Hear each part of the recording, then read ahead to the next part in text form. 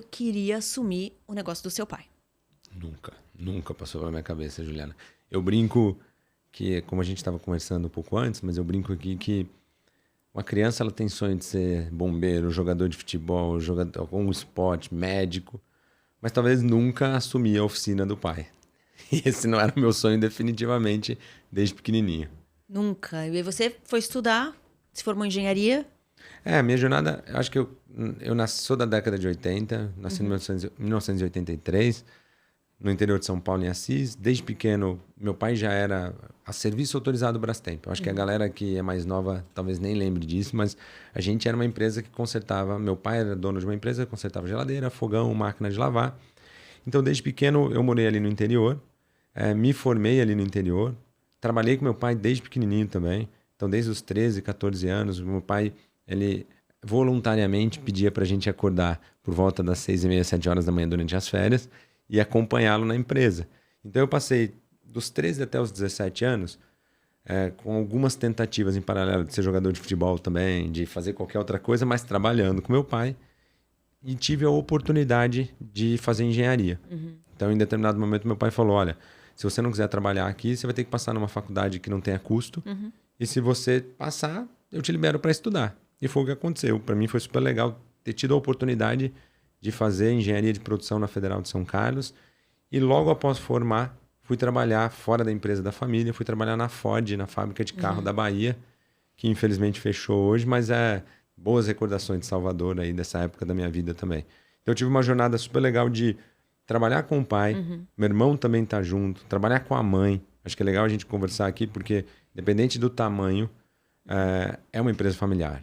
É uma empresa hoje que a minha família é proprietária também, a gente tem um monte de gente também dentro da empresa, mas é uma empresa familiar, que nasceu lá na década de 70, 1978, com meu pai, e que a gente sempre esteve envolvido. Então, eu, em determinado momento, fui trabalhar fora, fiquei alguns anos fora, mas meu irmão, por exemplo, desde sempre trabalhou na área de serviço, instalação de ar-condicionado, vendas. O que te fez voltar? Não sei. Isso é uma brincadeira. Na verdade, o que me fez voltar, eu vejo assim, eu estava trabalhando na Ford, então meu sonho era ser diretor de multinacional. Putz, eu vou ser um diretor, eu vou ter carro alugado na empresa, viajar para fora do país. Eu tive a possibilidade de fazer algumas dessas coisas. Só que eu percebi, no fundo mesmo, olhando para trás agora, eu percebi naquela época que, por maior que fosse o meu esforço, a minha dedicação, ou tudo que eu fizesse ali dentro da estrutura, era uma empresa enorme, cheia de burocracias. É uma empresa, eu amo a Ford até hoje, mas era uma empresa cheia de burocracias.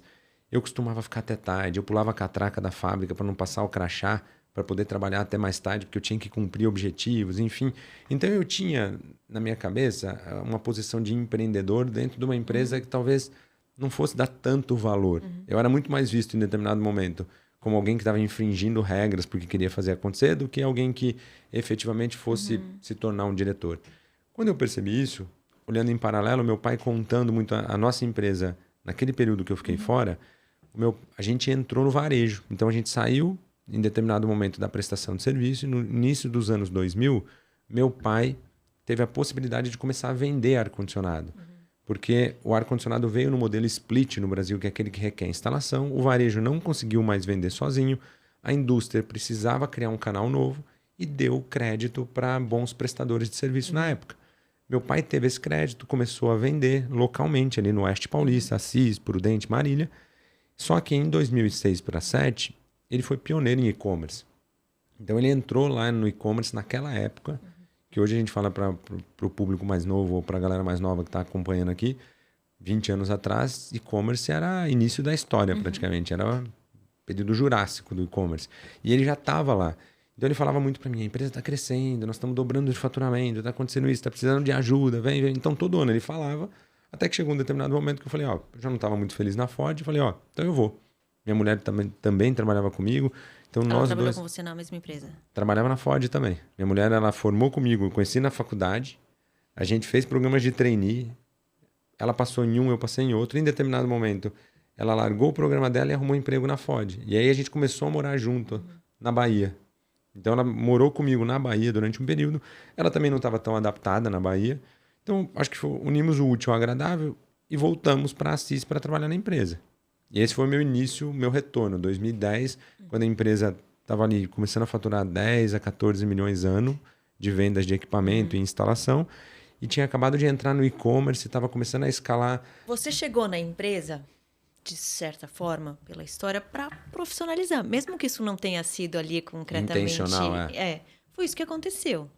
Acho que por uma série de questões, assim, pelo fato de você ter se formado e, de repente, ter acesso a informações que seu pai no passado ou seu irmão não tiveram. O fato de você estar numa grande empresa também traz uma experiência diferente de processos, de estruturas, né, e tudo mais, que eles não tinham, porque sempre estavam tocando o próprio negócio. Teve muito conflito. Você querendo, por exemplo, isso, precisa profissionalizar, precisa fazer certo, precisa isso, precisa ter processo, e eles não tendo e estando no microgerenciamento. Isso era questão de conflito? Acho que o tempo inteiro, o meu pai, as coisas que eu ia implementando dentro da empresa, imagina o seguinte, meu pai estava no negócio, compra e venda, meu irmão na operação. E eu comecei a mexer em planilha. Começava a fazer planilha, controle, registro, indicador, projeção, meta. Desde que eu entrei na empresa em 2010, 11, uma das coisas que eu trouxe de fora foi meta. E na Leveros hoje, o tempo todo, a gente fala aonde a gente quer estar daqui 5 anos, aonde a gente vai estar ano que vem. E meu pai sempre falava muito assim, você vive lá no futuro, mas no presente quem cuida sou eu, então, né? Porque no presente você não vai cuidar de nada. E a discussão nossa era muito disso, de para onde a empresa iria. Eu discutia muito para onde a gente tinha que ir para tomar decisão aqui. Não é que eu não queria trabalhar no presente. Eu acho que muito de, pelo menos para onde você desenha que você quer ir, é base das tuas decisões do presente, né? E eu acho que as discussões com meu pai era muito isso, que eu tinha uma ideia muito de, precisamos trazer gente boa, precisamos reconhecer, treinar, qualificar. E meu pai falava, você está falando, é muita reunião, é muito planejamento, e a gente gasta muita energia em reunião, em alinhamento, em vez de estar trabalhando. Então ele associava muito que reunião, planejamento, organização, processo, criar tudo isso não era trabalho. Então isso para mim era muito ofensivo, né? Então para mim, imagina que eu estava num cenário onde tudo que eu achava que eu fazia muito bem feito, ele virava para mim e falava assim, você não está trabalhando. Meu irmão sempre me apoiou, mesmo em determinado momento não entendendo, ele sempre foi um irmão que apoiou. Meu pai era mais de, olha, o que você está fazendo não funciona. Então, a família italiana, às vezes vinha um fornecedor, ele falava, tá fazendo planejamento, em vez de estar aqui no dia a dia. Ele tal. te desvalorizava para prestadores até, assim, não de certa intencionalmente, forma. sabe? Sim, Se você conhecer meu pai, assim, é inimaginável que ele estava fazendo intencionalmente. Mas era algo que me machucava, né? Era algo que, me incomodava muito. Você pensou em desistir? O tempo todo, entre 2014 e 2016, assim. Falava, se eu tô aqui tentando fazer o máximo e só tem briga, e era muita briga. Não, a gente não conseguia conversar. Isso poderia ter colocado a empresa no buraco, né? É um risco. E nesse momento, acho que para muito filho, eu acho que eu gosto de falar com quem está passando por sucessão, a responsabilidade principal na condução do processo de sucessão, na minha opinião, é do ser que teve a oportunidade de aprender mais, estudar mais e ter mais oportunidade para evoluir. Eu não responsabilizo meu pai. Meu pai estava no papel dele. E acho que o meu papel naquele momento foi, em determinado momento, eu estava jogando contra ele também. Então, se ele estava jogando contra mim, eu também estava fazendo a mesma coisa.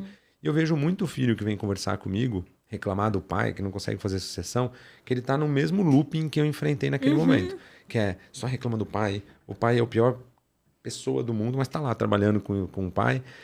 E para mim foi terapia, conversar com amigos, conversar com outros empresários. Acho que é uma das coisas super legais, buscar ajuda, ouvir de outras pessoas para entender o seguinte. Peraí, eu tô achando que o problema não é o meu pai. Eu tô começando a entender que o problema sou eu. E o que eu preciso fazer para que eu não seja mais o problema? Essa foi muito a pergunta que eu fazia na época. E eu descobri. Para mim, a resposta foi muito clara. Ou eu faço o que eu gosto, tenho controle sobre o que eu gosto e me responsabilizo, assumo a responsabilidade sobre as minhas escolhas, em vez de terceirizar.